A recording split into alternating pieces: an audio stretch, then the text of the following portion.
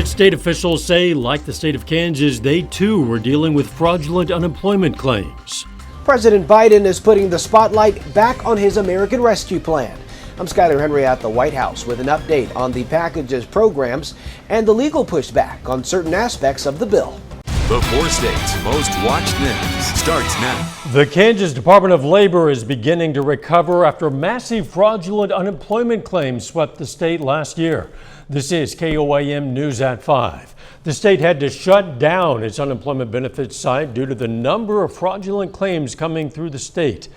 Estimates from an audit conducted earlier this year suggest upwards of $600 million was paid out by Kansas in fraudulent unemployment claims. Those claims even impacted Pittsburgh State University. They came in trickling at the beginning and then started pouring it in September, October. November was our biggest month with, actually I know the number, 115 individual claims for Pitt State faculty and staff in November.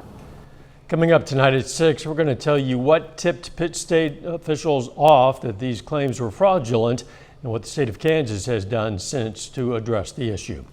Some areas' senior centers have reopened after being closed for more than a year.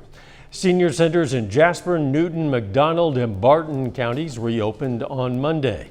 Visitors to the Carl Junction Senior Center got in some exercise in a group and got to see friends they hadn't seen for a year, something many were looking forward to. It is wonderful. It is good to see old friendly faces again and to get moving again with my friends because I don't do it on my own. I really did miss it. And all of these people, you know, they're nice people to talk to and come and visit with.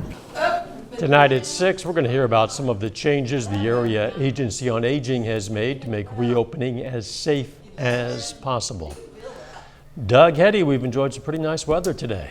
Yeah, it's been a pretty good day across the region. Plenty of sunshine and our temperatures great, right around 70 for afternoon highs. But we do have some clouds, even a few showers or a couple little thunder showers, which have been developing on the Kansas side over the past couple hours. A weak little wave is dropping off toward the south and to the east, and you can see these few little thunder showers which have been popping up. It's not a huge deal, but they're fairly weak, but we are going to see a few which are going to roll through over the next couple hours, and then behind it, a few more trying to pop up later on tonight. Temps look great, upper 60s to near 70 across the region. We'll drop back through the 60s, 50s, again, a few isolated little thunder showers. We'll drop back near 50 later on tonight. However, we do have plenty of chances for thunderstorms in the forecast. We're going to look at that here in just a bit. All right, we'll catch you then. Thanks, Doc. The attorney for former Minneapolis police officer Derek Chauvin has filed a motion for a new trial after Chauvin's conviction for the murder of George Floyd. Controversy began this week surrounding a photo of juror number 52, Brandon Mitchell, wearing a Black Lives Matter hat and shirt at a rally last August for the 57th anniversary of the March on Washington. Mitchell says the death of George Floyd had nothing to do with his reasons for attending the March on Washington.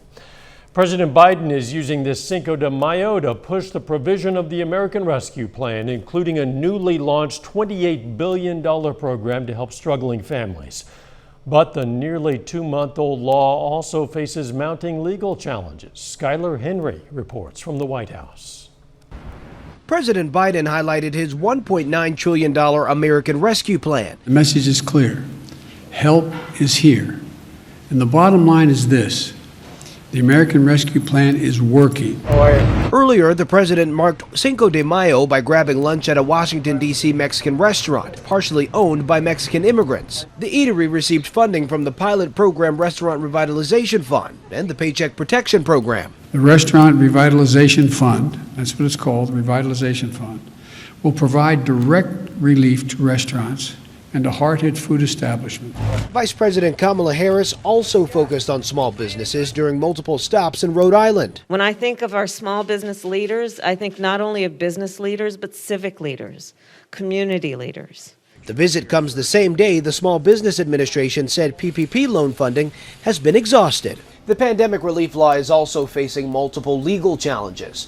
Wednesday, the administration spoke out against a case brought by a group of white Midwestern farmers who say a loan forgiveness program designed for those who are disadvantaged discriminates against them. When you look at the COVID relief packages that had been passed and distributed by USDA prior to the American Rescue Plan, it's pretty clear that white farmers did pretty well under that program. Several states have also filed lawsuits arguing the provision that bars states from using federal pandemic funds to offset tax cuts is unconstitutional. Thursday, President Biden will travel to Louisiana, just days after that state became one of the latest to join the legal challenge. Skyler Henry, CBS News, the White House. Small Business Administration says outstanding approved PPP applications will still be funded, though new applicants must apply through community banks or lenders focused on underserved communities. Meanwhile, the Justice Department says it'll appeal after another federal court ruled against the CDC's eviction moratorium. A little bit later, another factor in rising gas prices.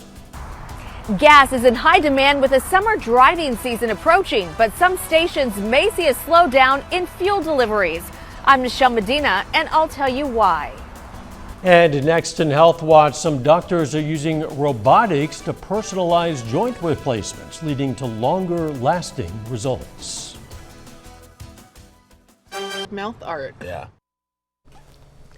The number of births in the United States dropped again last year, down 4% from 2019 and the lowest since 1979. The National Center for Health Statistics says birth rates declined for women in all age groups, 15 to 44. The fertility rate in the U.S. has declined for 6 years in a row. The percentage of adolescents reporting at least one diagnosed concussion increased between 2016 and 2020. A JAMA study shows that self-reporting among teens who play competitive sports has also increased. In recent years, health experts have pushed to educate the public about the risks of head injuries. Every year, 700,000 Americans get their worn-out knees replaced.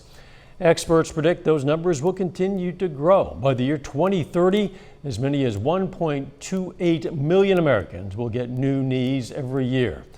These days, improvements in parts, technology, and surgery mean longer-lasting replacements, opening the way for younger patients to feel relief.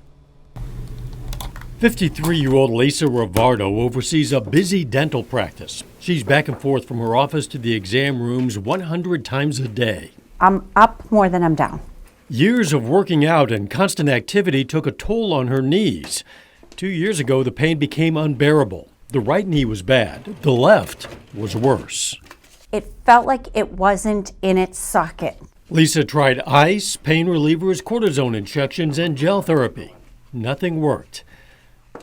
Dr. David Fowler felt Lisa would be a good candidate for knee replacement using a system called Mako Smart Robotics. This is a model. Doctors use a CT scan to build a 3D model of a patient's knee, then personalize surgery based on a patient's anatomy.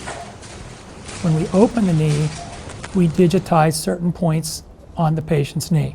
That gets sent wirelessly to the computer. With new materials and technology helping align the knees, Dr. Fowler says these replacements could last up to 30 years. Just like those tires being perfectly aligned, your tires don't wear out as quickly.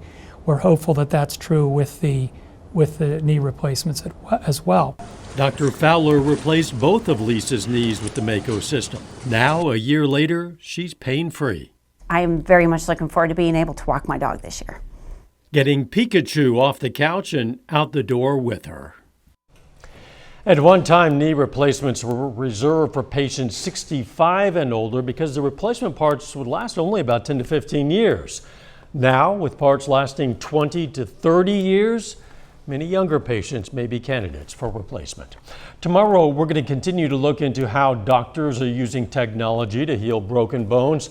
We're going to learn about a new procedure helping hip dysplasia patients hold off on getting a hip replacement. That's tomorrow on KOAM News at 5. That is a look at today's health news. A little bit later, our pet vet on call. Hi, I'm Dr. Eva Dudek from Parsons Pet Hospital. Coming up, we're going to talk about aggressive animals. And more showers and thunderstorms in the forecast. We're going to look at that coming up next.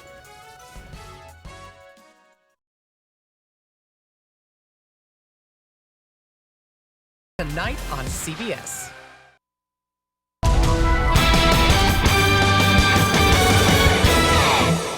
Well, it's definitely turned out to be a nice Wednesday for us today. Temperature is pretty good, right around 74 highs, but the allergies have kind of snuck back up, which a lot of people are suffering with these. On a scale of 1 to 10, today's a 9, tomorrow's a 9. Once again, this is mainly tree allergies, grass, which has been increasing quite a bit over the past couple days. Temps right now, anywhere from 68 in Fort Scott, 68 in Parsons, 70 in Miami, Carthage at 69. We have 70 in Anderson. It looks pretty good. Looking south from the station, currently at 70. North winds are light at 6. Humidity is bone dry.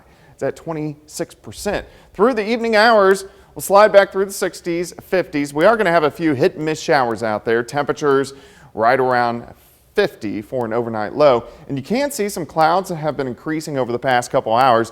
And we do actually have a few scattered little light showers out there. It's not a big deal, just a few scattered little showers, mainly from Chanute, Fredonia, Neodesha up toward Yates Center.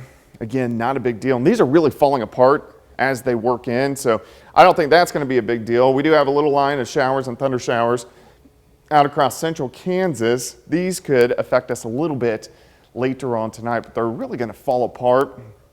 So we're not going to see much from this wave. It's a very fast moving, weak little wave. And once it passes by, then we get under a nice big ridge of high pressure as we go into the next few days. All right, so let's go through time. The showers that are out there now pretty much fall apart. So here's 8 p.m. As we go into the overnight hours tonight, there could be a hit or miss, little thunder shower into tomorrow morning. But I really think most of us are going to stay dry. You can see a few trying to pop up early tomorrow morning and kind of driving through. So we could get a few isolated little thunder showers late tonight and then into the morning hours for us tomorrow. These will pass right on by, and then by the afternoon it looks pretty good. Maybe a little bit cooler tomorrow, not much. We'll start at about 47, 62 by noon. Those hit and miss little showers, and then 67 by the time we head into the afternoon. So not a bad day whatsoever. Tomorrow night looks pretty good. Look at the southerly winds starting to increase. So here's Friday morning. As we go into Friday afternoon, a warm front pushes in, and with it, we're going to get some scattered thunderstorms. Some of those could be a little bit on the strong side. Doesn't really look severe at this point in time. But as this warm front lifts toward the north, as we go into Friday night, takes any showers and thunderstorms mainly to our north, but then we move into Saturday.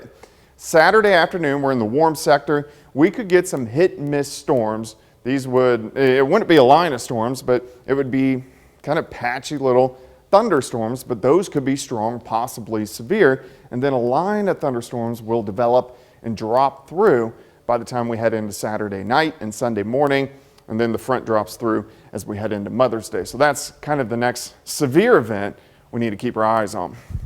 All right, 67 tomorrow, a few scattered thunder showers, mainly in the morning. 69 on Friday, afternoon thunderstorms. Saturday, afternoon thunderstorms into Sunday morning. Few showers on Monday, thunderstorms again by next Wednesday, so it stays fairly active over the next week or so. As is typical for this time of year. Yes, it is. Thanks, Doug. Coming up, gasoline suppliers worry deliveries could be delayed because of a shortage of truck drivers. First, though, we honor a local veteran. Randall Nelson served in the U.S. Army in 1967 and 68. The Iola, Kansas native was stationed in Vietnam, and we salute Corporal Randall Nelson, a four-state hero. M7.3. Facebook's independent oversight board has upheld the social media giant's decision to suspend former President Trump's access to Facebook and Instagram. But the board went on to say it was not appropriate for Facebook to impose the indeterminate and standardless penalty of indefinite suspension, also telling Facebook to review the matter within 6 months. In a statement, Mr. Trump blasted Facebook, saying in part, what the social media companies have done is a, quote, total disgrace. Peloton announces it's recalling thousands of its treadmills. About 125,000 of its Tread Plus and Tread devices are included in the recall. The Consumer Product Safety Commission issued a warning about the equipment last month and asked the company to issue the recall, and noted that one child died and 70 others were injured in incidents tied to the treadmills. With more Americans hitting the road, gas prices are on the rise. At the same time, there are concerns that gas deliveries could be slowed because of a trucker shortage. Nichelle Medina reports. Xavier Franklin is taking classes to become a professional truck driver. And new truckers like him are in high demand. The president of Roadmaster Drivers School says there is a shortage right now. A lot of drivers were retiring early during COVID that were planning to retire in the next few years. So suddenly the supply shrunk, the demand grew.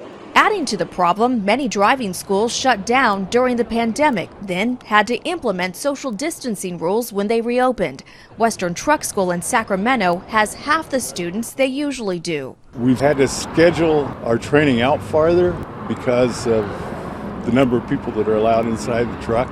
The trucker shortage is expected to impact the delivery of goods this summer, including gas. Fuel prices plummeted last year during the height of the pandemic, but now things are returning to normal levels. We're not seeing a shortage. What we're seeing is a delay in deliveries, which has impacted a small number of markets in the past month. AAA's Jeanette McGee says refineries have plenty of gas and prices shouldn't go up much higher this summer. But getting fuel to the pumps is taking a little longer. That could lead to tight supplies in a few places. It's more likely to happen in spots that are popular travel destinations like beaches and like mountains. McGee says there's no reason to worry too much. There might be scattered shortages in the coming months, but it will still be easy to find gas and fill up. Nichelle Medina, CBS News, San Diego.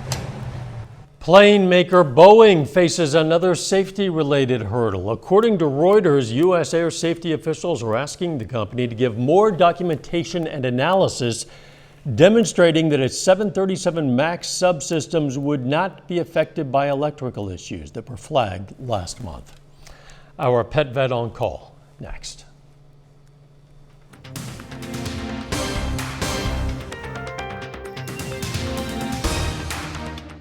Your town. Freely. No. The CBS Evening News is next. Then on KOAM News at 6, we're going to hear more from Pitt State officials about their issues with unemployment fraud. Plus, officials with the Nevada Regional Medical Center note interesting side effects facing some COVID-19 long haulers. And we're going to hear from a couple of record-breaking Webb City baseball players. Stay with us for the CBS Evening News and then KOAM News at 6. Like humans, some animals can be more aggressive than others for a variety of reasons.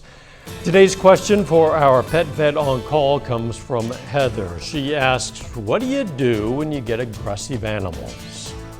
I assume that question is directed to me and how we do it at the office. And sometimes it's just as simple as asking the parents to leave the room, and their dogs will now have nobody to protect, so they allow us to examine them. Sometimes we need to wrap them in a towel, aggressive cats, so that they can't harm us or themselves. Or dogs, sometimes we even have to muzzle them. There are those that have to take a happy pill before they come in, so they are a little more chilled, and even some that are more serious, and we have to use heavy sedation and anesthesia to treat them and examine them. The good news is that it doesn't happen very often. Hey, thanks for the question. We invite questions from anyone. If you have one, you just send it to petvet@koamtv.com. Dr. Eva Dudek from the Parsons Pet Hospital answers a different question every Wednesday right here on KOAM News at 5. Now let's check out this week's picks of the litter. From the Joplin Humane Society, we've chosen this female Labrador Retriever Australian Shepherd mixed puppy named Carol. And from the Southeast Kansas Humane Society, we've chosen Abby, a 7-month-old female short-haired cat. If you're looking for a pet, don't forget to check out your local Humane Society. They always have a bunch of great ones available.